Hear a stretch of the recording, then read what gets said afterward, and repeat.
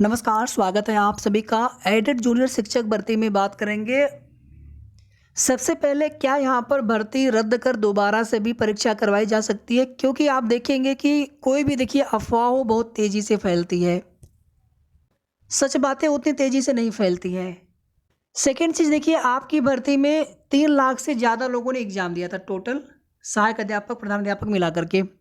इसमें से जितने लोग 90-97 पास अभ्यर्थी हैं, इसमें भी अगर आप देखेंगे तो 50% से ज़्यादा अभ्यर्थी यही चाहते होंगे कि दोबारा से परीक्षा हो जाए ताकि उनको फिर से मौका मिले परीक्षा देने का।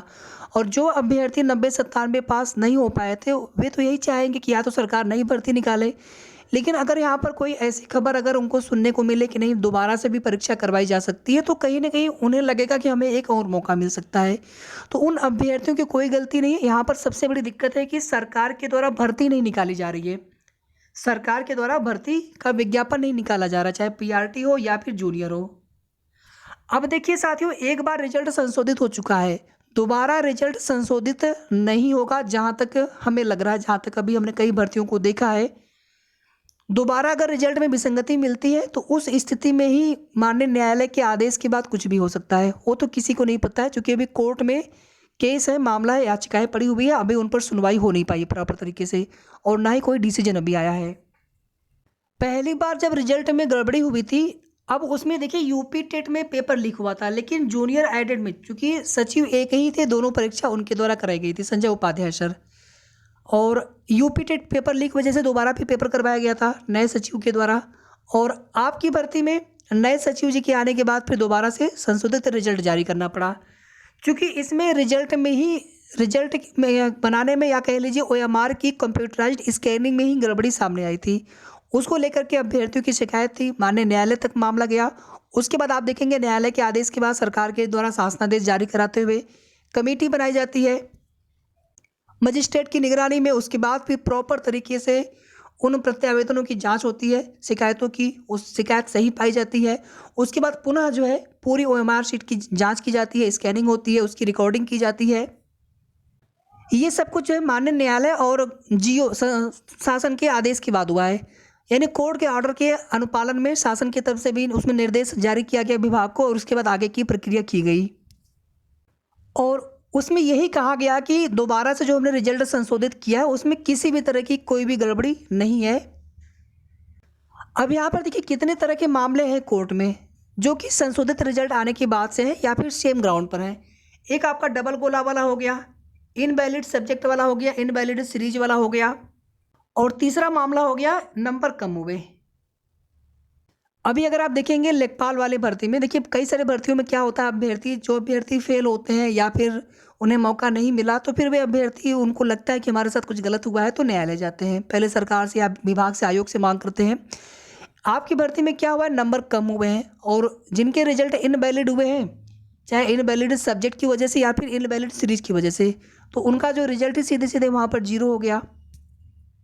और इन सभी प्रकरण में गोला भरने में त्रुटि है, मतलब ओएमआर शीट फिलअप करने में त्रुटि है। चाहे उसमें कोई गोला मिटाया गया हो, 2 गोला भर दिए गए थे गलती से, या फिर 2 गोला भरा गया हो, या फिर सीरीज भरना छूट गया, सब्जेक्ट भरना छूट गया, या फिर कुछ उसमें और भर दिए हम, या किसी और गोले में भी पेन चल गया जिसकी वजह से नंबर कम हुए, किसी क्वेश्चन के किसी और गोले में उसमें भी पेन चल गया। तो इसमें कई सारे कारण हैं जिसकी वजह से ये दिक्कतें आई हैं ओएमआर शीट में त्रुटि की वजह से।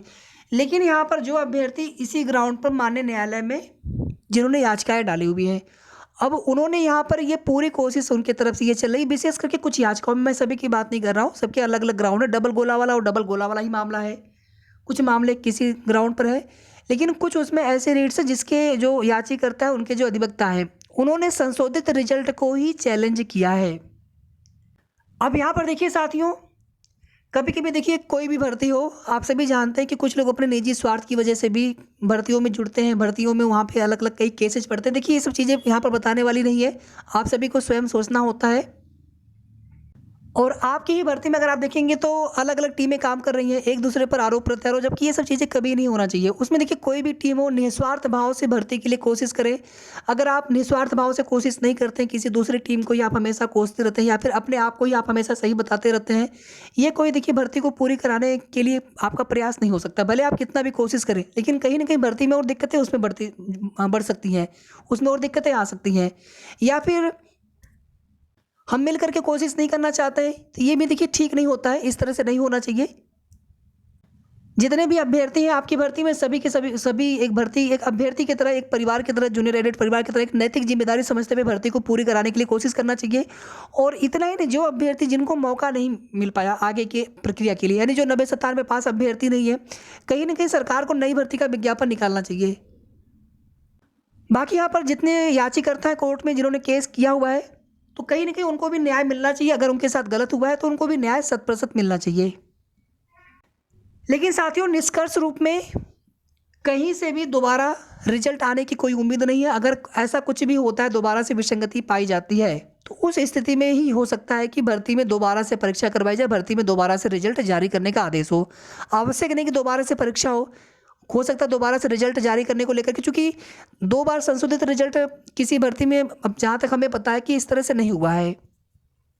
तो उस स्थिति में भर्ती रद्द कर नए सिरे से भी परीक्षा करवाई जा सकती है, जैसे आप देखेंगे बीडीओ 2018 वाली भर्ती है। लेकिन अगर आपकी भर्ती में संशोधित रिजल्ट आने के बाद से जितने भी पहले वाली जो भी त्रुटियां थी ओएमआर शीट जांचने में, अगर वो सभी त्रुटियां पूरी तरह से रेक्टिफाई कर ली गई थी, उसमें कोई दिक्कत अगर नहीं है, तो उस स्थिति में भर्ती प्रक्रिया आपकी 100% आगे बढ़ेगी। तो यहाँ पर साथियों, आप सभी को मिल करके भर्ती प्रक्रिया को जल्द पूरी कराने के लिए, कोर्ट में सुनवाई तक नहीं हो पा रही है, 2 बजे का समय फिक्स होता है, लेकिन माननीय जज साहब की तरफ से किसी और मामले को सुने जाने की वजह से, ज़्यादा समय दिए जाने की वजह से आपके मामले पर सुनवाई नहीं कर पाए। सिंगल बेंच में सरकार है तो कोई बड़े अधिवक्ता या फिर कोई सीनियर अधिवक्ता, प्राइवेट जो अधिवक्ता होते हैं उनको भी हायर करके सरकार भेजती है, ऐसा नहीं है, उनको भी भेजते हैं। जैसे सीमान सिंह सर हैं, आप उन्हीं को ले लीजिए। आपकी भर्ती में भी कुछ याचिकाओं में वे जुड़े हुए हैं, कुछ याचिकाओं के लिए पैरवी कर रहे हो, तो सरकार जो है, अगर जैसे आप सोचेंगे कि डबल एजी हो या फिर एजी सर हो, उनको सिंगल बेंच में सुनवाई के लिए भेजे, तो ऐसा होता नहीं है। आमतौर पर डिवीजन बेंच में भेजते हैं, जहाँ पर सरकार को ये लगता है कि हमें यहाँ से जितना आवश्यक है वहाँ पर पैरवी उसी तरह से की जाती है।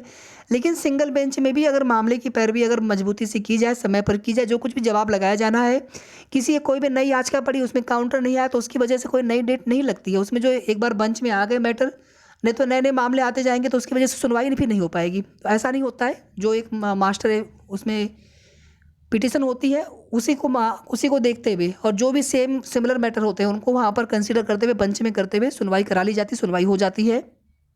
मुख्यमंत्री जी से मिलने के लिए हमने कई बार आप सभी से आग्रह किया है, निवेदन किया है, उसके लिए भी आप सभी प्रयास करें।